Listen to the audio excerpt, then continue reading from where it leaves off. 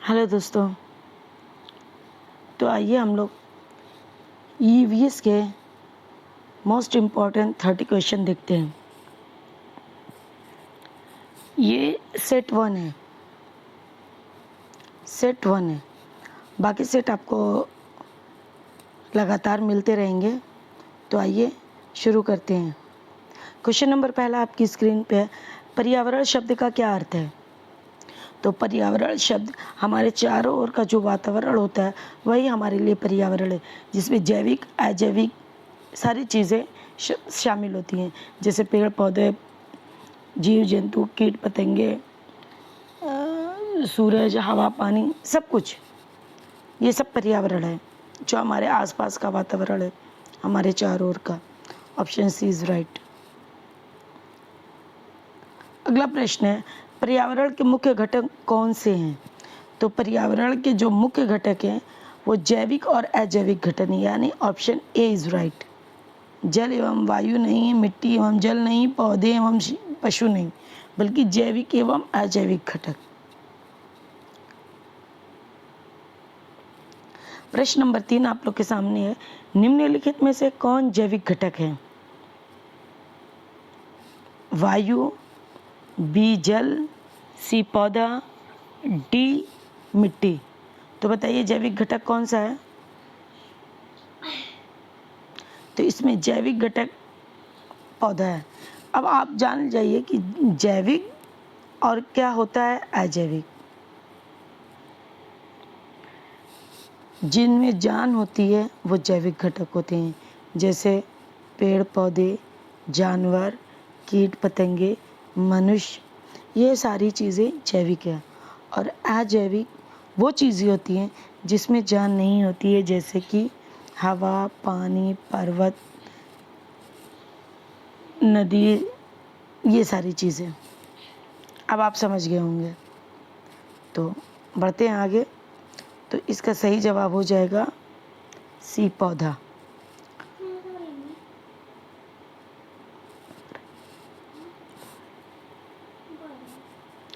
अगला प्रश्न है, निम्नलिखित में से कौन अजैविक घटक है? तो भाई जो निर्जीव होगा वो अजैविक होगा। तो बताइए ए गाय, बी मनुष्य, सी मिट्टी, डी पक्षी। बताइए कौन सा होगा? तो सी मिट्टी, इसमें जान नहीं है मिट्टी में, बाकी गाय, मनुष्य, पक्षी में तो जानदार हैं, तो ये जैविक हो जाएगा। बढ़ते हैं अगले प्रश्न की ओर। प्रश्न नंबर 5, पौधे अपना भोजन किस प्रक्रिया से बनाते हैं? श्वसन से, पाचन से, प्रकाश संश्लेषण से या वाष्पोत्सर्जन से? बताइए। तो सही जवाब हो जाएगा सी, प्रकाश संश्लेषण की क्रिया जो कार्बन डाइऑक्साइड और सूर्य के प्रकाश की उपस्थिति में होती है, जिसके लिए जल, प्रकाश संश्लेषण के लिए जल, सूर्य का प्रकाश और कार्बन डाइऑक्साइड का होना ज़रूरी है। इसीलिए ना कार्बन डाइऑक्साइड को पेड़ पौधे लेते हैं और प्रकाश संश्लेषण की क्रिया के पश्चात ये जो गैस छोड़ते हैं वो ऑक्सीजन होती है। तो भाई हमें जीने के लिए ऑक्सीजन चाहिए, इनको जीने के लिए कार्बन डाइऑक्साइड चाहिए। इसीलिए कहते हैं अधिक से अधिक पेड़ पौधों को लगाना चाहिए। जब पेड़ पौधे अधिक होंगे तो वो सारे कार्बन डाइऑक्साइड को ले लेंगे और बदले में हमें ऑक्सीजन देंगे। समझ में आ गई बात? अगला प्रश्न है, पौधे में हरा रंग किसके कारण होता है? तो पौधे का जो रंग हरा होता है वो किसके कारण होता है? हीमोग्लोबिन के, क्लोरोफिल, सी स्टार्च या कैरोटीन? तो भाई हीमोग्लोबिन तो ब्लड को लाल करता है और कैरोटीन गाजर को। ये सही हो जाएगा ऑप्शन बी, क्लोरोफिल के कारण पौधे का रंग हरा होता है, जबकि खून का रंग लाल जो होता है वो हीमोग्लोबिन के कारण होता है। अगला प्रश्न नंबर 7, पौधे भोजन बनाने के लिए किस गैस का उपयोग करते हैं?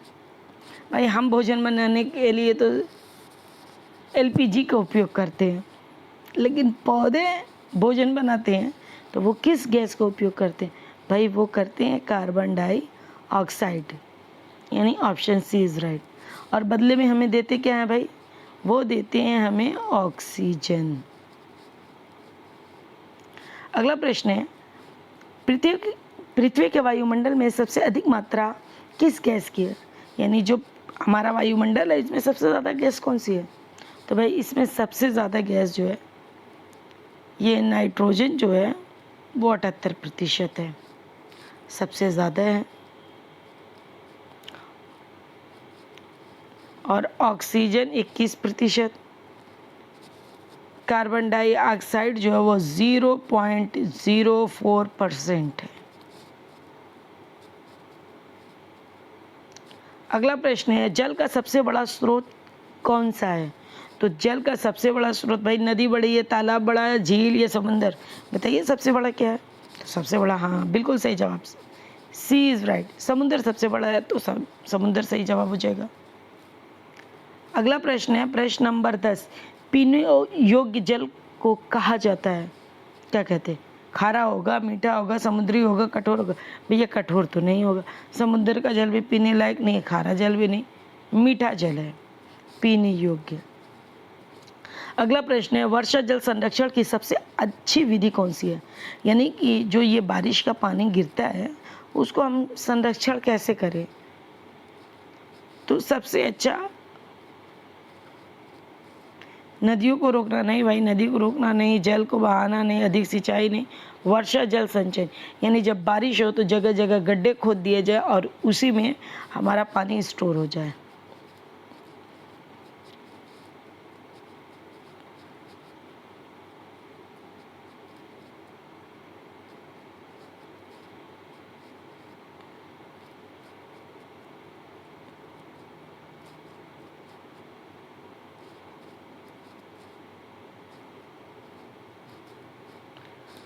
अगला प्रश्न है, प्रश्न नंबर 12, विश्व पर्यावरण दिवस कब मनाया जाता है?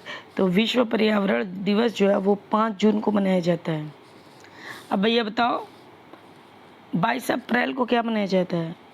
तो 22 अप्रैल को पृथ्वी दिवस मनाया जाता है, पृथ्वी दिवस। 22 मार्च को जल दिवस, और 22 मई को जैव विविधता दिवस,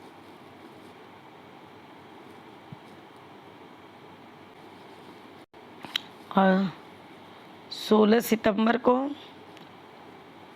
ओजोन दिवस, ओजोन।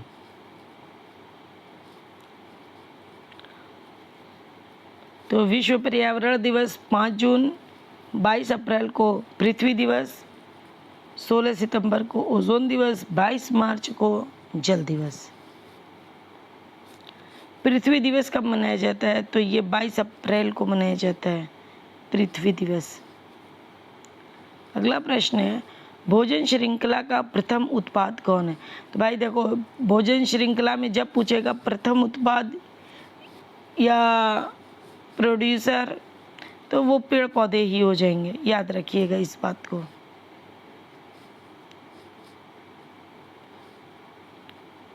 अगला प्रश्न है, पौधे का कौन सा भाग जल एवं खनिज अवशोषित करता है? तो भैया पौधे का कौन सा भाग जल और खनिज मिट्टी से लेगा? तो वो जड़ है, ऑप्शन सी इज राइट। अगला प्रश्न है, बीज के अंकुरण के लिए क्या आवश्यक? तो भाई बीज के अंकुरण के लिए क्या क्या ज़रूरी है? बताइए। जल तो ज़रूरी है, आप जब तक चने को भिगाएंगे नहीं, दाल को भिगाएंगे नहीं, तो वो अंकुरित नहीं होगा। और प्लस उसको हवा भी चाहिए और उचित ताप भी चाहिए, यानी उसको धूप भी मिलनी चाहिए, तभी वो बीज अच्छे से अंकुरित होगा। अगला प्रश्न है, मछली किसकी सहायता से श्वसन करती है? यानी मछली किसकी सहायता से सांस लेती है?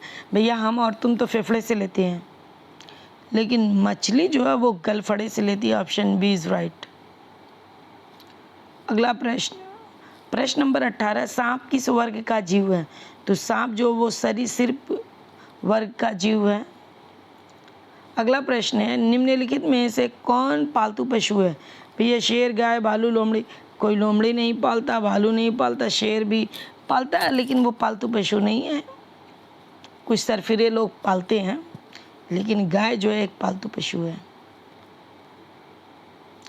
अगला प्रश्न है, सबसे बड़ा स्तनधारी जीव कौन सा है?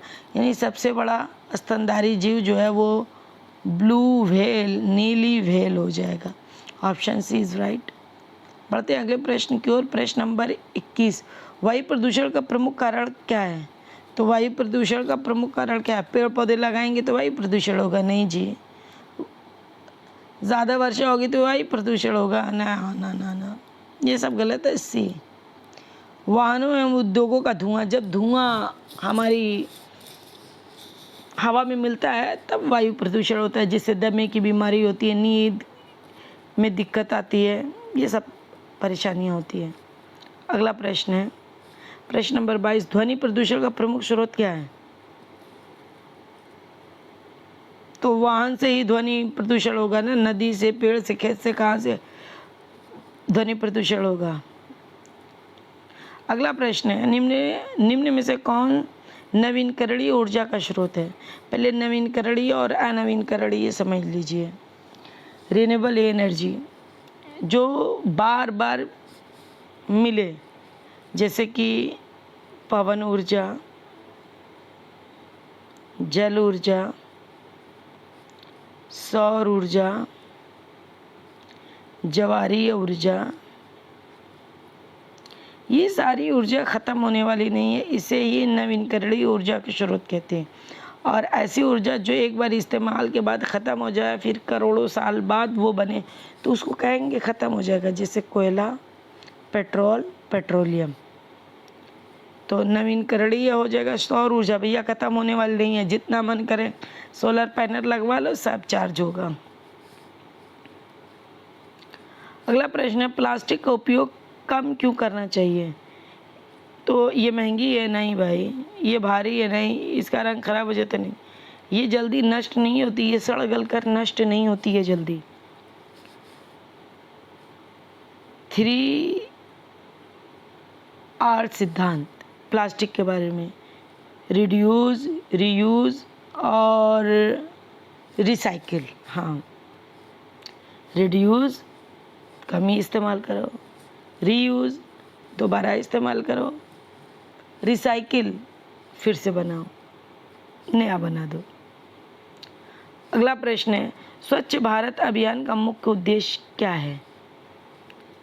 अच्छा, स्वच्छ भारत में ये तो रहेगा नहीं, उद्योग बढ़ाओ, स्वच्छता बढ़ाओ, खेती बढ़ाना, व्यापार बढ़ाना, क्या बढ़ाएगा? स्वच्छ भारत अभियान में स्वच्छता बढ़ेगी ना।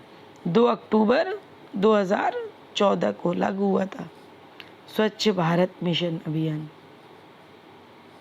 अगला प्रश्न है, भोजन करने से पहले क्या करना चाहिए?